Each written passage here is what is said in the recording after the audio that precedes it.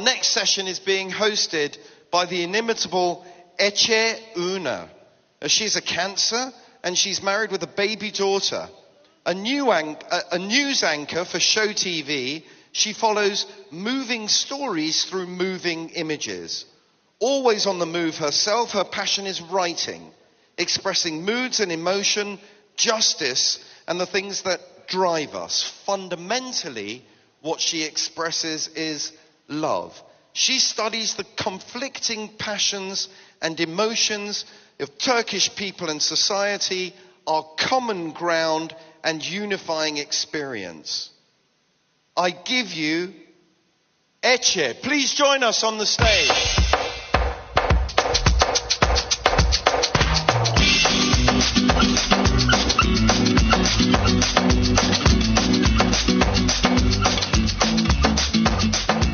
Welcome, Eche. The stage is yours. Thank you very much. It's a pleasure. Merhaba. Başımızın üzerinde bir çatı, ayağımızın altında bir çukur. İçinde ailemiz varsa bize bu dünyada ölüm yok demektir. Dövmeci sorar, peki nerede abi bu çukur? Yamaç cevap verir, çukur, çukur her yerde. Çukur şimdi sahnede, Çukur'un İdris babası, yazar yönetmen Sayın Ercan Kesal ve Çukur'un senaristi Gökhan Horzum geliyor.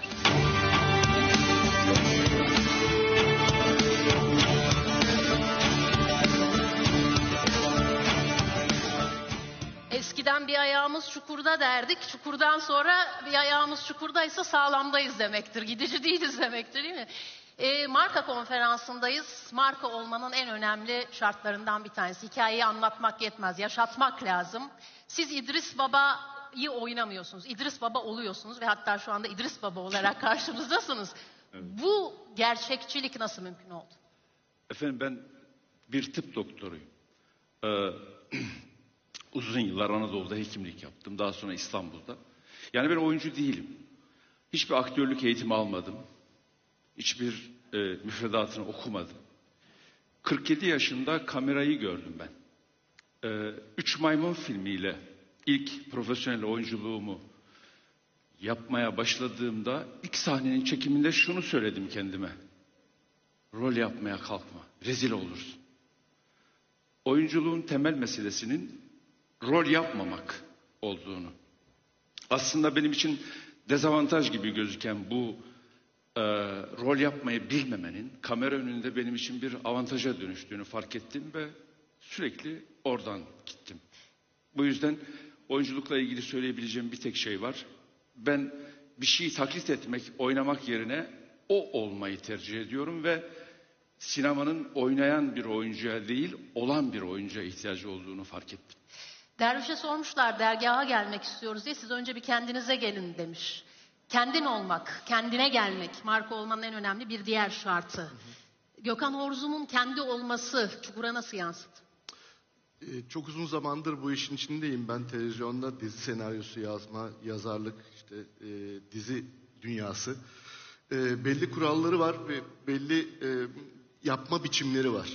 Bu yapma biçimleri, bu birazcık gerçeklikle çok alakası olmayan, yapay olduğunu düşündüğüm bir hikaye kurma ve anlatma biçimimiz var bizim televizyonda.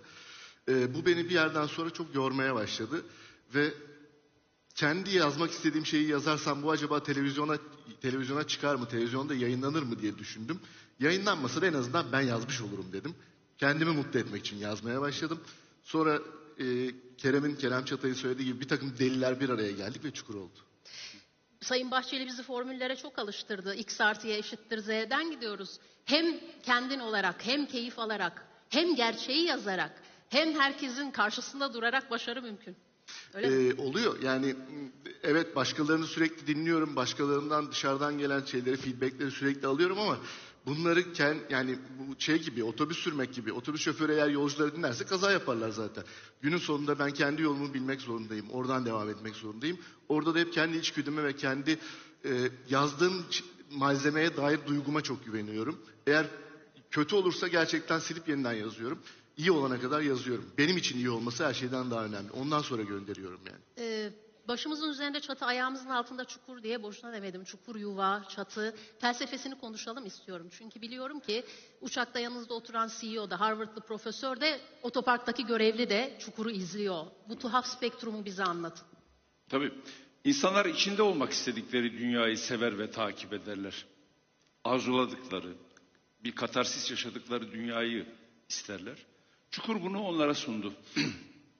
Aslında epeydir kıymeti harbiyesi kalmamış olan dayanışma duygusu, feda, bir şeyler için bir başka şeyden vazgeçebilme gücü, hükmetme isteğini belki de kendisi için değil de bir başkası için hayata geçirme isteği, talebi, bütün bunlar Çukur'da seyirciyle buluştu. Seyirci arzuladığı dünyayı Çukur'da gördü ve o yüzden takip ediyor bizi. Bence belki de bizim sürekli altını çizmemiz gereken şey bu. Bundan sonraki Çukur'un kendi yolculuğunda. Türk insanına dair, Türkiye coğrafyasına dair o gömülü ruh nedir? Diyerkamlık mıdır, babacanlık mıdır, acı mıdır, ölüm müdür? Nasıl bu kadar kavradı, kapsadı sizce? Sadece sinemada değil, kültür ve sanatın bütün dallarında, bütün yaratıcı sanat dallarında gerçek bir yerelliğin aslında arzulanan evrensellik olduğunu düşünüyorum. Bu yüzden kendi hikayemizden, coğrafyamızın hafızasından vazgeçmemeliyiz. Dönüp her seferinde bakacağımız şey, oyunculukta kendi içimiz, hikayelerimizde de Anadolu'nun bize bahşettikleri. Bu yüzden yazarken de, oynarken de, sadece oynarken ve yazarken değil, senaryolarımda da, hastalarımla olan ilişkilerimde de kendim olmayı, samimi olmayı, mış gibi yapmamayı tercih ediyorum. Ve asıl hikayenin, asıl başarının, buluşmanın orada olduğunu düşünüyorum. Çünkü hasta da affetmez, seyirci de affetmez. Sizin yalanınızı, sizin mış gibi yaptığınızı hızla fark eder ve yüzünüze vurur. Bir Gaziantep Evet. hikayeniz var, onu söyler misiniz? Belki de temel ihtiyaçlarımızdan birisi de buydu. Yine unutturulan, belki de bir fark etmeden kaybettiğimiz şeylerden birisi. Artık biz sarılmayı unuttuk. Kucaklaşmayı unuttuk. Bana çok fazla mail geliyor, çok fazla mesaj geliyor. Özellikle popüler kültürün nihayetinde bana bahşettiği olanaklardan birisi de bu. Seçmeye çalışıyorum. Bir tane Gaziantep'li bir seyircim, aynı zamanda okurummuş galiba. Sadece İstanbul'a gelip sizi kucaklayıp ilk uçakla geri dönmek istiyorum. Ne zaman sizi görebilirim diyor. Ve genellikle imza günlerimde ya da buluşmalarımda sadece sarılmak değil, bana sarılır mısınız diyor. Bu galiba o ihtiyaçla ilgili, o buluşmayla ilgili Çukur'un becerdiği bir şey. Nazım'ın çok sevdiğinizi bildiğim, boşlukta çürür her kelam, topraktan gelmemişse, toprağa dalmamışsa, kökünü salmamışsa. Boşlukta çürümediği gibi kelamınız büyük bir boşluk doldurdu, kökünü saldı, herkese dokundu, herkes kendini buldu bu hikayede. Nasıl oldu bu? Bir tek hikayeden oluşmuyor Çukur. Esasında bir sürü hikayeden, bir sürü karakterin hikayesinden ve onların çatışmalarından oluşuyor. Ben daha önce bir gazeteye şöyle demiştim. Arızalı karakterleri seviyorum. Yazdığım karakterlerin hemen hemen hepsinin arızası var. Sıradan insanlar değiller yani. O arızalar bir araya geldiği zaman da zaten kıvılcımlar çıkmaya başlıyor. Esas mesele o arızalarda bizim hani seyreden insanların da kendilerini bir tanesinde, iki tanesinde bulabilmesi. Son zamanlarda mesela beni bir sürü farklı alandan işte Selim'i fazla göstermiyorsun, işte Sena nerede falan diye bir sürü yerden eleştiren insanlar var. Çünkü hepsi bir karakteri ya da bir hikayeyi sahiplenmiş durumda ve onu görmek istiyor. Ama ben bunların hepsini bir arada yazıyorum Çukur'da. Garip bir evren esasında o anlamda. Benim için de ilk defa yaptığım bir şey. Dolayısıyla herkese dokunuyor. Hı hı. Peki yine formülden gidelim. Sürdürülebilir, yerli, etkili, para kazandıran, marka olmuş bir şey. Alameti farikası nedir? Bittikten sonra bile belki antropoloji, sosyoloji tezlerine konu olacak. Nasıl açıklarsınız? Belki de bu daha önce üzerinde konuşulduğu için o cümleyi tekrar kurmak durumdayım. Kabul edilmiş yanlışlar, üzerinde tartışılmamış yanlış düşüncelerin doğrusunu bulmak, aramak. Her seferinde önümüze sanki bundan başka bir gerçek yokmuş gibi dayatılan gerçeğin dışında bir şey var. Bizim insanımız her durumda, her koşulda samimiyetin peşinde. Oyunculuk bazında kendi yaptığım işle ilgili bütün bu deneyimlerin sonucunda şöyle bir yere vardım. Eğer seyircim sinema salonundan çıktıktan sonra ya da televizyonu kapattıktan sonra kapının önünde sokağa döndüğü zaman İdris Koçovalı karakterini de yolda yürüyorken görebileceğini hayal ediyor ve buna inanıyorsa ben oyunculuk anlamda işimi iyi yapmışım demektir. O dünyaya onu inandırmak ama öncelikle tabii bunun yolu galiba kendimizin bu dünyaya inanması. Kendimizin samimiyetle, dürüstlükle onun içinde yer almayı kabullenmemiz ve razı olmamız. Bu mutlaka karşı tarafa geçiyor diye düşünüyorum ben her koşulda. Anadolu'da bu var. Anadolu'nun hafızasında bu var. Bizim coğrafyamız zaten kendisini bu biçimiyle ifade eden bir coğrafya. Dönüp kendi yaralarımıza, kendi hikayelerimize, kendi meselelerimize samimiyetle bakmaktan başka yolumuz yok. Ve galiba birbirimizle konuşmak ve birbirimizle kucaklaşmak. Yani hem sarmak, sarılmak hem de seni sarmalarına müsaade etmek. İşte o yaraları sarmak, birbirimize kucaklamak, kavuşmak, sosyal sorumluluk projesi anlamında da, seyircinin nabzını tutmak anlamında da. Çünkü kimse sırtını dayayıp böyle edilgen bir şekilde izlemiyor artık televizyonu. Etken, herkes elinde telefonu, duvar yazıları. Kendi repliklerini buluyorlar orada. İstedikleri müziği buluyorlar. Dolayısıyla sosyal medyada da en etkin projelerden bir tanesi. Belki başında geliyor. Yani bu anlamda seyircinin ne söylediğine açık, onu dinleyen bir proje Çukur.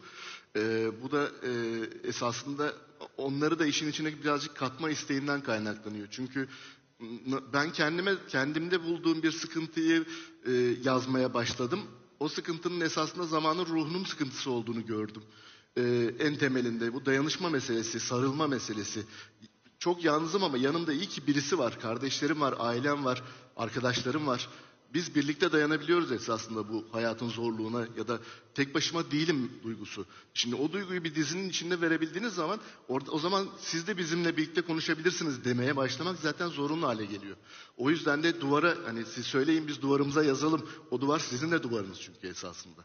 Şarkılar da aynı şekilde bize şarkı şeyleri gönderin, istekleri gönderin. Şu şarkı çok yakışır deyin. Biz de evet doğru bir yerdeyse kullanalım o şarkıyı.